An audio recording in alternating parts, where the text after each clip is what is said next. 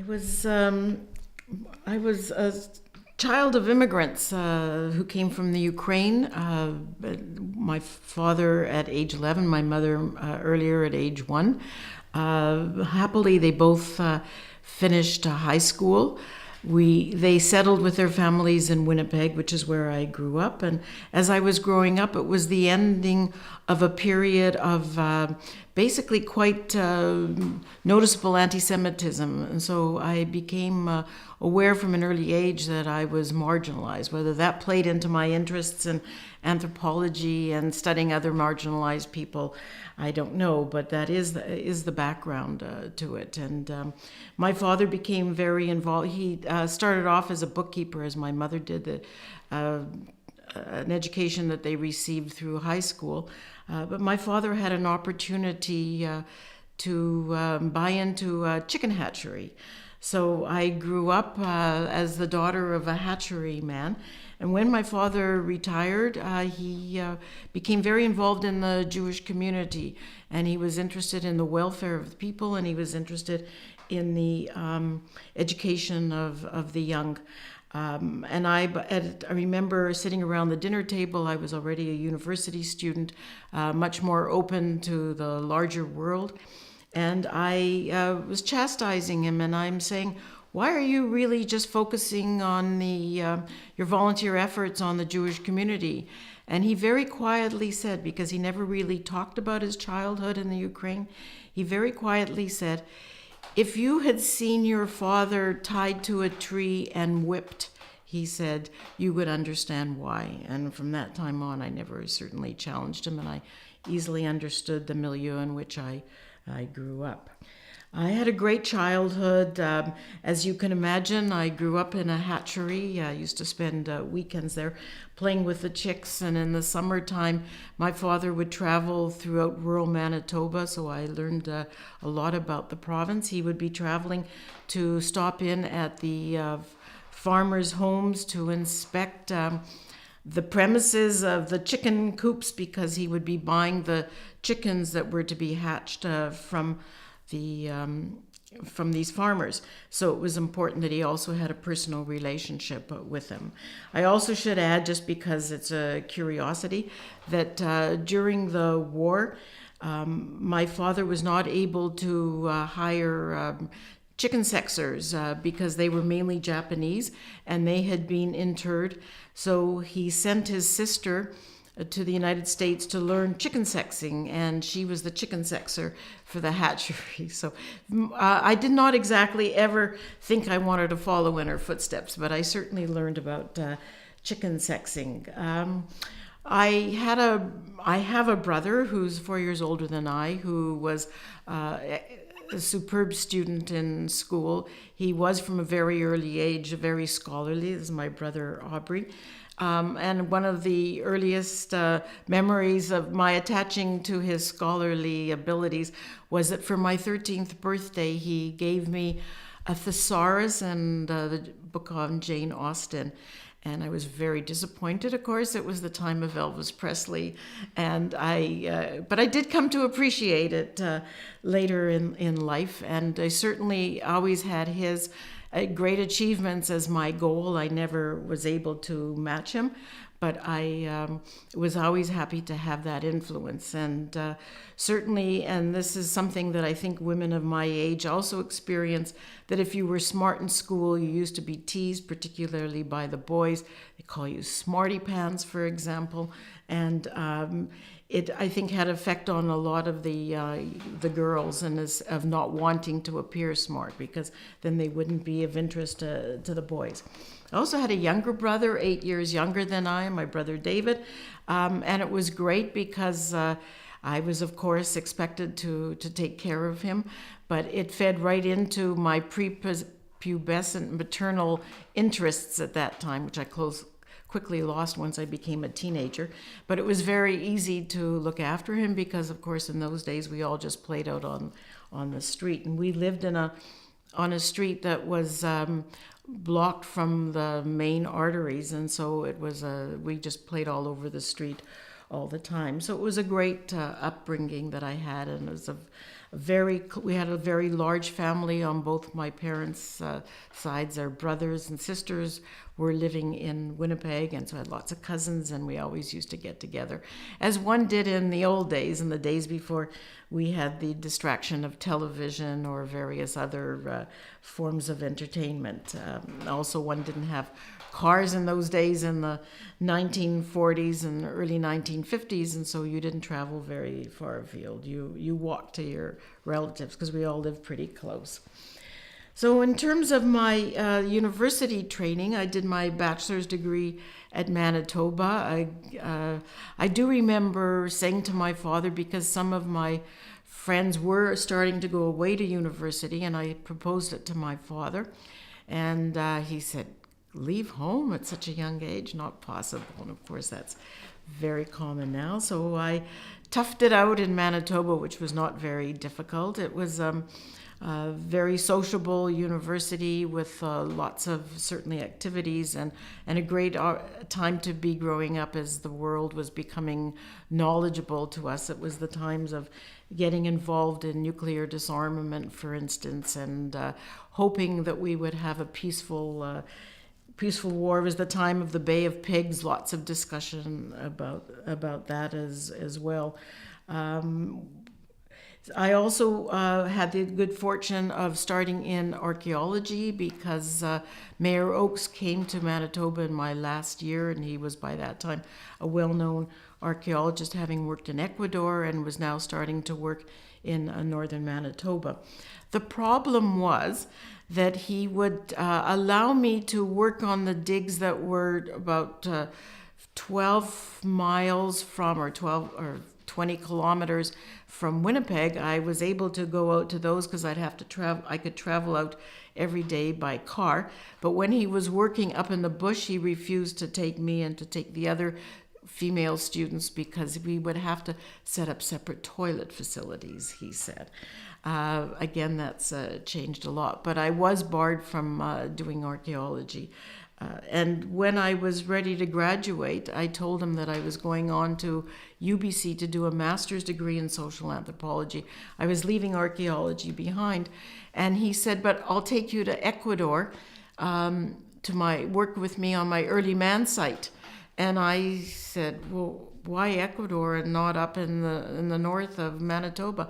Well, Ecuador, you can live in the town, said he. And so again, that was really guided what young women were doing. I think it was easier for female students in the United States who wanted to study archaeology because so many of the sites were close to towns and they could have the so-called acceptable facilities. That year that I started in, which was in 1959, it was the first year that there was an anthropology course provided, and that was an introduction to anthropology. I chose it because I at that time was expecting to go into social work. What else was open to young women in those days? You became a teacher, a social worker, a nurse, and I decided that I was going to be a social worker. So a friend of mine said, hey, look, you don't have to just take the introduction to sociology. There's this course called anthropology. Why don't we try it? And that person who kind of encouraged me to take an introductory anthropology course was Vernon Kabrinsky, who ended up as a teacher at the university, in anthropology, of course, at the University of Calgary. So I'm grateful to them. You will see along the way there are a lot of people who influenced me or said something, and I seized the opportunity. So then I really got down to studying anthropology when I did go to UBC. It had a much more developed program. Cyril Belshaw was there, Harry Hawthorne, and Bill Dunning. So I had him as an undergraduate. I had him as a master's student. And certainly our seminars in UBC were the best I ever had, because there were many students who had experience in the field. One that comes to mind was David Stevenson, who had been a clerk for the Hudson's Bay Company up in the Arctic. And so our seminars were wonderful. He and some of the others had lots of tales to tell. Also, there were a number of mature students there. And so it all came together as we were discussing the various issues in anthropology. I'm trying to think what else. Oh, yes.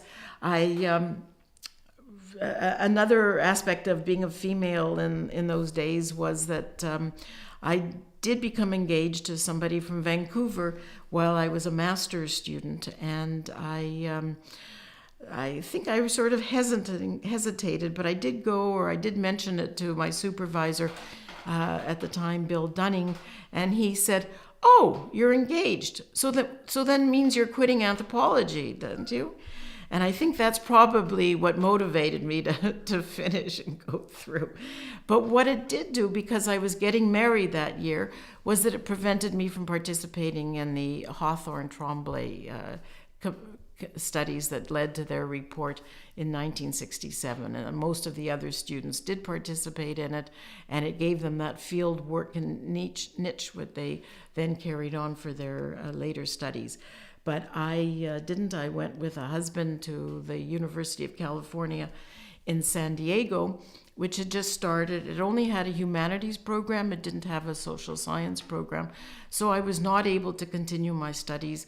And since we needed the money, or could have used the money, I probably would have earned as much if I'd had a teaching assistantship at the university, but there was not a program that I could fit into in those days. Subsequently, of course, they introduced anthropology at the University of California, San Diego. My master's thesis, I ended up being Belshaw, because by this time Bill Dunning had left UBC and he'd gone on to Toronto, where you will find I met up with him again. And Belshaw, in those days, I thought I could pull it off when I ended up teaching at McGill. Like, you tell the students what you want them to study because it's of interest to you. But that doesn't happen, and it certainly didn't happen for a long time. It happened in the 60s. And Belshaw at that time was interested in role analysis, breaking down institution to the various roles that constituted this institution. So he chose for me a library thesis, and a library thesis based on marriage breakdown, what we would call, of course, in our society, divorce. And so I was required, something that I worked out, to prepare a questionnaire that I could apply to the 20 or 30 societies that I was looking at cross-culturally in all regions of the world. What happens at marriage breakdown? So, for instance, where do the children go? Where does the wife go? Various questions like that, and I was able to develop certain profiles of it. I don't think it went very far, and of course people moved on from role analysis and only came back to it in the times when they had computers that could start keeping track of this data. So I was out of Canada for a number of years. From San Diego, we went to England, and I was working on writing my thesis at the British Museum Library, which was a godsend, of course. I could pick up an ethnography from anywhere I wanted. I do remember, though, it was Malinowski's book that I wanted to look at, called The Sexual Life of, I can't remember the Malinowski's title. And when I applied to read it at the British Museum Library, so this would be, say, around 1966 or 67, I was told the book was waiting for me in a little antechamber. I was reading it under the supervision of a librarian and not allowed to take the book into the larger library. The Sexual Life of Savages, Malinowski. So these kinds of things, they sort of come back to you when you start thinking of it years later. I have to say that I actually then discovered that in the library of London School of Economics, the book was on OpenStax. So had I known that, I would have certainly consulted it at that library. Anyway, when we returned to Canada, we first went to Newfoundland, and it was also a new program in anthropology. There was no chance of me continuing my studies. I worked in Jim Tuck's lab, and it was wonderful because he had just excavated the Port au Choix maritime archaic tradition. And so I had a wonderful time working with the materials. And always having a love of archaeology, it was wonderful for me. But also at the same time, I learned a lot because Robert Payne ran a seminar and had brought people like Milton Freeman came to it. Lee Gempel was brought in. Some American anthropologists were brought in to a program that ran the whole year long. And of course, Jane Briggs was already at Memorial, so I was able to attend these seminars, and it was just wonderful for me in my early training as an anthropologist. What else can I say? Oh yes, then we moved from Newfoundland to Windsor, Ontario. Windsor again didn't have an anthropology department, but Wayne State across the river did. And so I registered as a PhD student at Wayne State, and my teaching assistantship duties were to teach introductory anthropology. Not like as our students here are TAs, you work with the professor. There you had the full responsibility for the class. I taught 4 sections a semester of introductory anthropology, and at the same time, because I had been studying in Canada, I'd really been only introduced to social anthropology, whereas in the United States, but I'd had a background in archaeology, but in the United States we were required for our comprehensives to write exams in all 4 fields. So I picked up on linguistics and I picked up on physical anthropology. And then of course I was teaching it using Adamson Hobel's introductory text. And again, just a great training that stood me in good stead when I went on to do my own teaching later on. But as I was living in Windsor and often visiting in Toronto, and friends were teaching at the University of Toronto, I was up there relatively often during the year. And they started encouraging me, as did Bill Dunning, to come up to transfer to the University of Toronto. What are you doing down there in Wayne State? Actually, sometimes I regret it because there were excellent teachers at Wayne State. There was Arnold Pilling, there was Bernice Kaplan, there was... somebody else, her husband Lasker, who was a physical anthropologist, Jane Hill, the linguist. So, I was still interested in Canadian Indians, and therefore I just felt that I ought to be up in Canada. And so I left Wayne and used to commute to Toronto. Easy to do on the train from Windsor, 4 hours, no telephones, no distractions. You could just sit and do your reading. I should also say that I noticed I use the word Indians. I probably will use it either Indian or Native. It's not just because of habit. It's because if this film is for posterity, who knows what people are going to be called in the future. We've gone from Indians to, Indians, Natives. We've gone to Aboriginals. We've gone to First Peoples, we've gone to Indigenous, I think is the current term. So I think I'll just stick with Indians, and then we'll probably all know what I'm talking about. So at Toronto, I did again the coursework, focusing more on picking up more knowledge about the native populations, certainly in central and eastern Canada is what I focused on. My thesis was originally going to be in urban problems that the Indians were facing, which were already starting to become noticeable. I had seen it in Winnipeg, but of course, as the years went by, it became much more noticeable also in places like Toronto. And so I switched because I became... By the time I was choosing my doctoral dissertation, I was already living here in Montreal, accompanying a husband who had a post at Concordia University, and of course, which I am now settled in Montreal and have been for many years. But it was the time of the James Bay hearings, even before the James Bay Agreement, and I had developed, and I'll come to it in a bit, but I had realized that there was really very little known about the history of the peoples in Quebec, of the native peoples.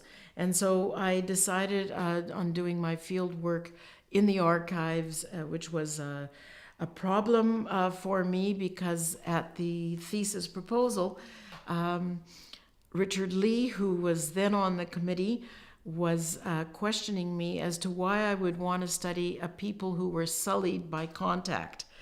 So this would have been the early 70s. I was so shocked by his question, I didn't know how to answer it. I thought that's what anthropology did, is you studied all peoples. And anyway, this was a question that just came out of the blue, and I kept looking at Professor Dunning and thinking, come on, you got to put him in his place, you got to answer it. He didn't. I have no clue as to what my reply was, but somehow I got through. I was also very grateful that when I actually defended my thesis, Richard Lee was probably in the Kalahari, and certainly not there to ask questions out of left field. So I was delighted that I didn't encounter that. So why my interest in anthropology? Well, at the BA level, as I said, I was heading to social work and took this anthropology course. And as a result of taking anthropology courses, both at the University of Manitoba, and there were others, there were very few anthropology courses, but there was one also at the what is now the University of Winnipeg. It was called United College at the time. And this man was a sociologist, actually, Professor Morrison. And he started bringing in Native peoples, and I learned about the Native Friendship Center, as it was called. Actually, it was called the Indian and Métis Friendship Center. And the volunteers were very welcome there. So on the weekends, instead of going to the Jewish Community Center, I was heading to the Indian and Métis Friendship Center in the center of Winnipeg. And also every year there were Indian and Métis conferences run by the United Church. And because I was a volunteer at the Friendship Center, spending a lot of time just talking to people, walking the streets with some of the court workers, talking to people. It was wonderful. I was able to get into bars even though I was underage, but it was a way of contacting Native peoples who were in bars and encouraging them to come to our Friendship Center and come to some of the programs. And so because I was there and hanging out for about 3 years, I was the secretary to the at these Indian and Métis conferences, and I recorded what was said and typed it up, and we mimeographed it and certainly distributed it. And so I learned a lot, because what happened was each chief of each community was brought out in his blue suit, shiny blue suit with his gold buttons and his little cap. That was the chief's suit that was uniform given by the federal government under the terms of the treaties.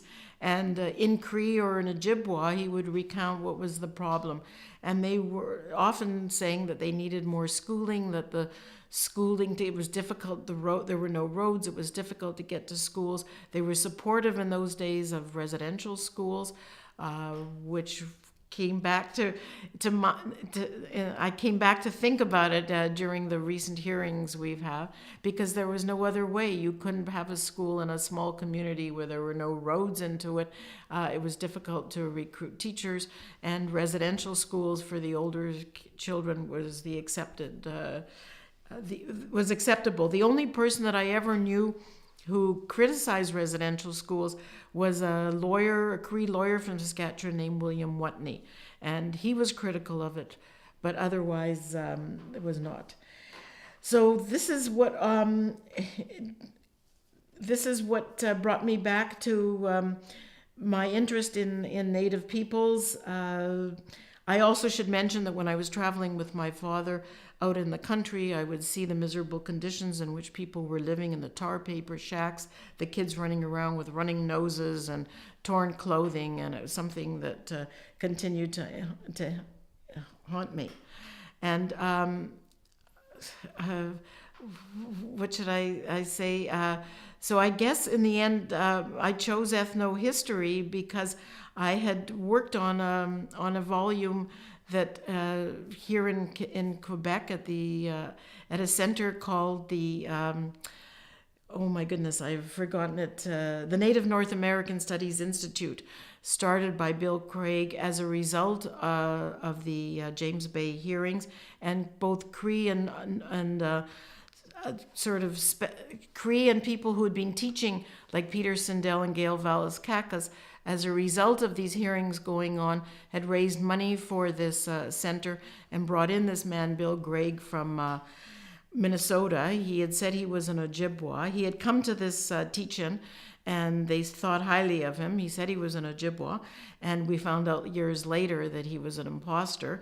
But at any rate, that's a whole other story that I won't go into. I still intend to write it up sometime about the imposters who've come to Quebec. But in producing, so I was hired by Bill Craig, as was a good friend, Valerie Marchant. She became a good friend.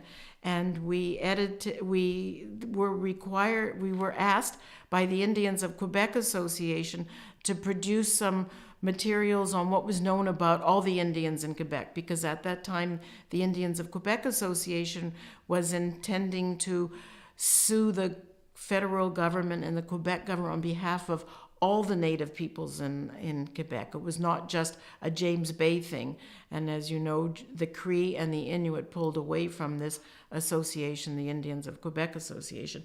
But we began working on this volume, had Mohawk students working with us, and we ended up with 3 volumes, one of the volumes is here, looking at all aspects of Quebec Native society. So it was law, economics, how the reserves were constituted, the history, the social conditions of it.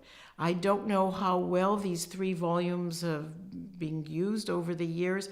I do know that I continue to use them, not because of the content of it, which in the end was very general because we were relying on really the published material that we had, but that is useful for me because we were able to gather statistical information. So in my work today, talking about what happened in the 1960s, I have the benefit of these statistical tables to consult, and I hope that perhaps it's being had been used by others. I think it's quite outdated now.